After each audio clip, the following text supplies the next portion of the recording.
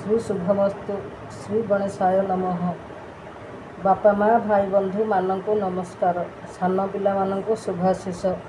माँ का आदर्श स्वप्ना को स्वागत।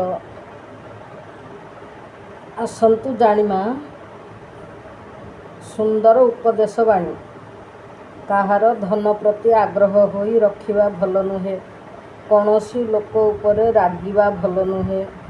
कहार मनरे कष्ट देवा भल नाही।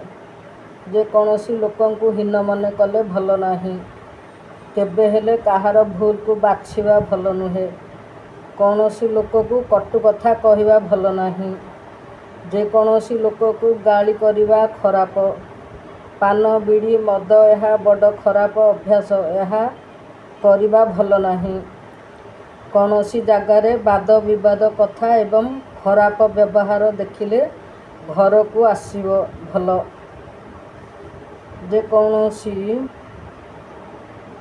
घर कथा बाहरे कहिबा भल नुहे कि गुप्त कथा मनरे रखिबा बहुत भल। एही भिडियोटी आपण मानकु जदि भल लागिला लाइक शेयर सब्सक्राइब करंतु। आमे समस्ते कली जुगरे महाप्रभु को डाकिबा। जय जगन्नाथ।